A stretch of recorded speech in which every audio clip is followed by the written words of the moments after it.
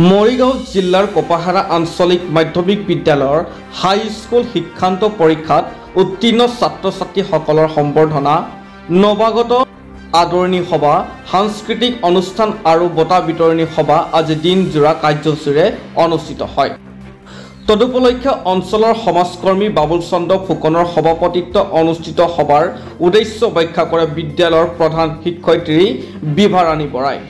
সহকাৰী শিক্ষক বিজয় বৰদলৈয়ে আদৰা অনুষ্ঠানটিত মুখ্য অতিথিৰূপে অংশগ্ৰহণ কৰি মৰিগাঁও জিলাৰ বিদ্যালয়সমূহৰ পৰিদৰ্শক অপূৰ্ব ঠাকুৰীয়াই ছাত্ৰ-ছাত্ৰীসকলৰ শৈক্ষিক দিশৰ লগতে নৃত্য, গীত, খেল, ধেমালি আদিৰ দক্ষতা বৃদ্ধি কাৰ্যসূচী যথেষ্ট সহায়ক হয়।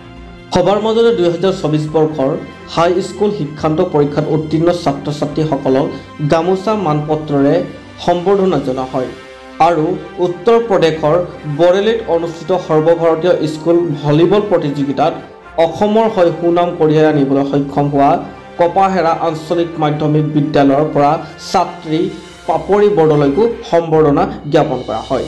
পাছত বঁটা বিতৰণী সভা বিভিন্ন শিতানত শ্ৰেষ্ঠত্ব অৰ্জন কৰা ছাত্ৰ-ছাত্ৰীসকলক পুৰস্কৃত কৰা হয়। পল্লৱ বৰদলৈ, নিমিষা ফাংচু, পৰিস্মিতা ডেকাকে আদি কৰি কেইবাগৰাকী ছাত্ৰ-ছাত্ৰী দ্বাৰা বৰগীত, আধুনিক নৃত্য, সমবেত সংগীত আদি সাংস্কৃতিক অনুষ্ঠানৰ সমাহেৰে অনুষ্ঠিত অনুষ্ঠানটিত অঞ্চলৰ বিভিন্ন অনুষ্ঠানৰ পৰা শিক্ষক, অতিথি, ছাত্ৰ-ছাত্ৰী, শিক্ষক, শিক্ষয়িত্ৰী, অভিভাৱক সহ 5 শতাধিক লোক উপস্থিত থাকে। বৰদ্ৰবৰ পৰা মেহদি জাবান প্ৰতিবেদন। ছেকেণ্ডাৰী বিদ্যালয়ৰ আজি হৈ যোৱা এই নৱাগত আদৰণি সভাখনত উপস্থিত থাকি মণ্ডল সমল কেন্দ্ৰৰ সমন্বয়ক হিচাপে মই নিজকে গৌৰৱান্বিত অনুভৱ কৰিছোঁ। কথাটো হ'ল ছাত্ৰ-ছাত্ৰীৰ গুণগত মানদণ্ডৰ কাৰণে যিখিনি বিদ্যায়তনিকেই হওক বা অবিদ্যায়তনিকেই হওক যিখিনি আমাক কাৰ্যকৰ কাম কাজৰ প্ৰয়োজন হয় এই গোটেইখিনি এই বিদ্যালয়খনত আচলতে দেখা পোৱা যায়। ইয়াতে খেল, ধেমালি, গীত, নৃত্য লগতে শৈক্ষিক উত্তৰণৰ ক্ষেত্ৰত যিখিনি প্ৰয়োজনীয় সা সামগ্ৰীয়ে হওক বা সহযোগিতাই হওক বা শিক্ষক শিক্ষয়িত্ৰীসকলৰ যিটো অৰিহণা ইয়াতে কিন্তু সম্পূৰ্ণৰূপে দেখি থকা গৈছে।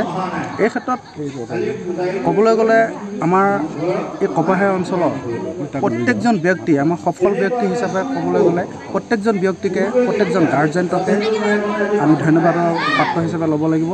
আজি তেওঁলোকৰ সেই সুসংগঠিত এটা আগ্ৰহ, এই আগ্ৰহটোৰ কাৰণে আজি এই বিদ্যালয়ত এই ছাত্ৰ-ছাত্ৰীখিনিয়ে 100ৰো অধিক ছাত্ৰ-ছাত্ৰীয়ে মানে এই বিদ্যালয়খনত সন্মানিত হ'বলৈ পাইছে আৰু এই বিদ্যালয়ৰ পৰাই গৈ ৰাষ্ট্ৰীয় পৰ্যায়ত তেওঁলোকে কি হৈছে যে খেলৰ ক্ষেত্ৰতে অধিকাৰ পাইছে।